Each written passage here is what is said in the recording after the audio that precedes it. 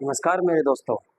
आज हम स्टार्ट करने वाले हैं जलवायु का जो छोटा सा टॉपिक रहेगा, ओनली 2 मिनट का है। ठीक है, जलवायु में बच्चे बताना था काल वैसाखी और उत्तर पूर्वी मानसून, जिसे बोलते हैं लौटता हुआ मानसून। जब मानसून निर्वर्तन बोलते हैं इसे, तो मानसून लौटता हुआ आता है ना, तो ये कहाँ वर्षा करता है, बस इतना ही जानना है। ठीक है, ओनली 2 मिनट के अंदर इसे कंप्लीट करते हैं। लेकिन हाँ, इसे देखने से पहले इस वीडियो को स्टार्टिंग से पहली वाली वीडियो को जरूर देखें। उससे क्या है कि जलवायु के बारे में उससे डिटेल में बताया गया था। मैंने कल पूरी वीडियो जो बनाई थी पूरी जलवायु के बारे में नहीं थी, अपना भारतुल मानसून कैसे काम करता है वो सब कुछ बता दिया था उस वाली वीडियो में। तो मेरे चैनल पर जाइए, उसी में इसी चैनल पे, और यहाँ पे जाके जलवायु वाली जो वीडियो है उसको पहले देख के आइए, तब इसको ये 2 टॉपिक्स हैं इनको देखना। इसे नहीं, अगर डायरेक्ट देखोगे तो ये समझ में नहीं आएंगे। ठीक है, क्यों? क्योंकि ये रिलेटेड है दक्षिण पश्चिम मानसून से। ठीक है, तो चलो बिना देरी के हुए हम स्टार्ट करते हैं। ठीक है, चलो स्टार्ट। काल वैसाखी। काल वैसाखी क्या है? काल वैसाखी को जो बैसाख के महीने में जो दिन शाम के समय जो हवा चलती है ना, उसे बोला जाता है बैसाख के महीने में शाम को चलने वाली पवने। ठीक है, और इसे असम में क्या बोला जाता है? बारदोली छीड़ा। और क्या बोला जाता है? चाय बरसा। असम में बोला जाता है चाय बरसा या फिर बारदोली छीड़ा बोला जाता है। ठीक है, उत्तर पूर्वी मानसून, जो उत्तर पूर्व में देखा ही है, उधर क्या है? लौटता हुआ मानसून भी बोलते हैं। इसे क्या बोलते हैं? लौटता हुआ मानसून। अब लौटता हुआ मानसून आएगा और उधर की साइड में क्या है? स्थलखंड ज्यादा है।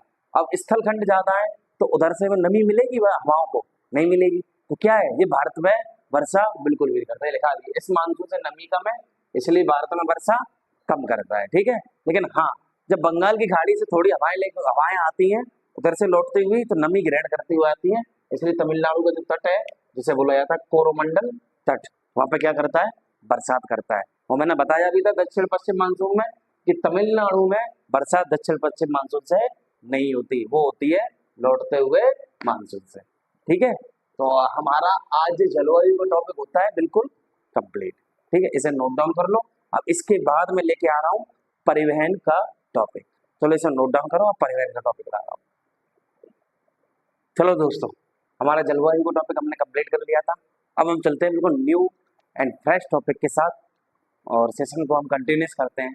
वो है हमारा परिवहन, इसे बोलते हैं ट्रांसपोर्टेशन। ठीक है, और परिवहन में सबसे पहले हम पढ़ेंगे भारत के प्रमुख बंदरगाह, इन्हें बोला था पोर्ट। पोर्ट से तो आपको पता ही है, परिवहन उससे भी होता है। विदेशों से जो हम ट्रेड करते हैं वो किससे होता है? इम्पोर्ट एक्सपोर्ट, तो बंदरगाहों से भी होता है। ठीक है, तो हमारे भारत में कितने बंदरगाह हैं? मुख्य बंदरगाह 13।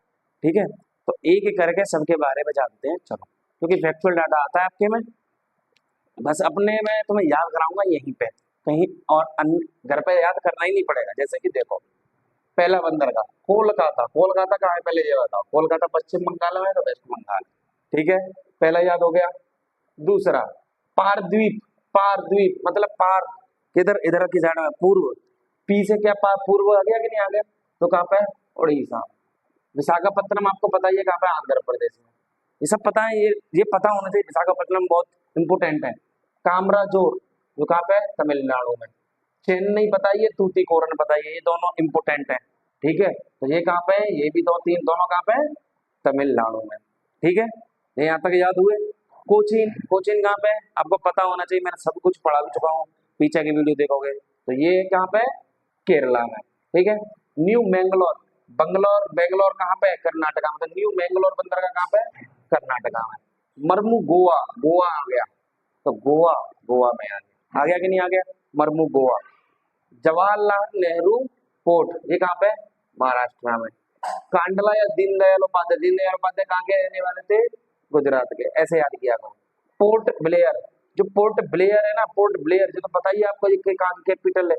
अंडमान एंड निकोबार की। तो ये आ गया अंडमान एंड निकोबार। और मुंबई। मुंबई आपको पता ही है कहाँ पे? महाराष्ट्र। पता चल गए? ये 13 बंदरगाहों को मैंने बस इसमें लिख दिया, इन्हें बस याद कर लेना बस। ठीक है, तो सारा कुछ हो जाएगा सारा। ये बंदरगाह इतने कर लेने, क्वेश्चन आता है। अब इसमें ये देखो, इधर पहला क्वेश्चन, भारत का सबसे बड़ा पोर्ट कौन सा है? मतलब सबसे बड़ा बंदरगाह कौन सा है? जिसे बोला जाता है मुंबई पोर्ट, मुंबई बंदरगाह। ठीक है, और देश का सबसे गहरा बंदरगाह कौन सा है? सबसे गहरा पूर्वी साइड में पड़ता है, ईस्टर्न पार्ट में पड़ता है, विशाखापत्तनम पोर्ट। जो कहाँ पे है? आंध्र प्रदेश में।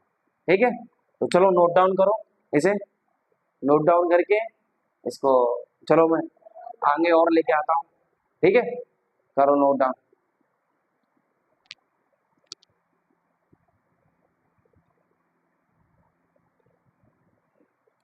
चलो दोस्तों, अब हम जानते हैं रेलवे जोन के बारे में। हमारे भारत में कितने भी रेलवे जोन है? 18 रेलवे जोन है। ठीक है, इसे मैं मैप से समझा दूंगा, पूरे जोन याद करा दूंगा यहीं पे बैठे बैठे। ठीक है, तो चलो रेलवे जोन के बारे में हम जानते हैं। देखो, पहले उत्तर दक्षिण पूर्व पश्चिम के बारे में जानते हैं चारों। देखो, उत्तर में क्या पड़ता है? इसे उत्तरी रेलवे बोलते हैं। क्या है? दिल्ली। उत्तरी दक्षिणी रेलवे किसे बोलते हैं? दक्षिण में क्या है? चेन्नई। कहाँ पड़ता है? तमिलनाडु।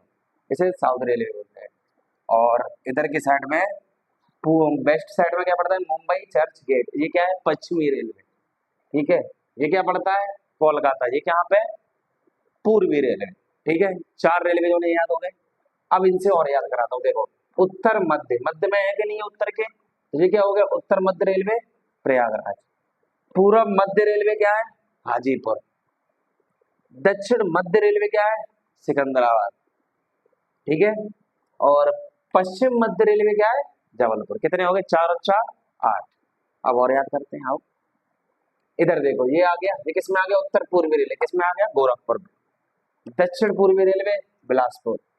दक्षिण पश्चिम रेलवे हुबली।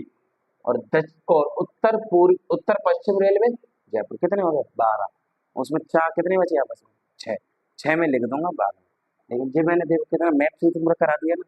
लेकिन इससे देखो कितना, इससे अच्छा कुछ हो सकता है? इससे मैप का फ्रेमवर्क बन गया तो कोई भूल ही नहीं सकते। उत्तर में जाओ, दक्षिण में जाओ, पूर्व पश्चिम, उत्तर पूर्व, उत्तर पश्चिम, दक्षिण पूर्व, ऐसे लर्न हो जाएगा पूरा। ठीक है, तो ये हो गए। तो इतना नोट डाउन कर लो, आज के लिए हम इतना ही रखेंगे।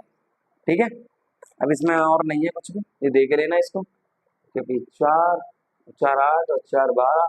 इसमें क्या आ जाएगा? जैसे कि दक्षिण तटीय रेलवे, उत्तर तटीय रेलवे, पूर्व तटीय रेलवे आ जाएगा एक और, इधर पश्चिम तटीय रेलवे आ जाएगा। ठीक है, इसमें इसमें दक्षिण तटीय रेलवे में विशाखापट्टनम आ जाता है तटीय रेलवे में। ठीक है, तो इसलिए मैं इसे में कुछ नहीं बताना, इसे अपने आप करो, जो होमवर्क है आपके लिए। ठीक है, क्योंकि मैंने 12 बता दी इस मैप से, लेकिन अब आपको थोड़ा कुछ अपने आप करना है। ठीक है, तो हम आज के लिए इतना ही रखते हैं। और सेशन आपको अच्छा लगे तो लाइक शेयर सब्सक्राइब करना बिल्कुल ना भूलें, और अपने भाई को सपोर्ट और लाइक शेयर कमेंट जरूर करते रहें। ठीक है, जिससे कि मोटिवेशन आए। ठीक है, जब तक छोड़ेंगे नहीं तब तक छोड़ेंगे नहीं। ठीक है, हार नहीं मानूंगा, रार नहीं ठानूंगा, काल के कपाट पे लिखता मिटाता हूँ, ये गीत नया गाता हूँ, ये गीत नहीं गाता हूँ। ठीक है, तो चलो आज का ये हम इतना ही रखते हैं। ठीक है, पहले तो और नमस्कार, और क्या कहते हैं, सॉरी, आज हम यही एंड करते हैं। ज्यादा गर्मी पड़ रही है वैसे दिमाग पर चढ़ेगी, इससे अच्छा है कि यहाँ ये एंड कर देते हैं। परिवहन का जो थोड़ा बहुत और रह गया, हवाई अड्डे वगैरह रह गए, उन्हें कल करेंगे। परिवहन का जो थोड़ा कुछ रह गया, जैसे रेलवे जोन, उत्तर से दक्षिण, पूर्व से पश्चिम, वो बताऊंगा। NH 37 वो होता है, NH 44 जो उत्तर से कश्मीर से आता है सीधा कन्याकुमारी तक, उसमें कितने स्टेट से होके गुजरता है ये बता दूंगा। ठीक है, कल हम पूरा सेंसर खत्म कर देंगे परिवहन को। आज के लिए हम इतना ही रखते हैं। जय हिंद, जय भारत।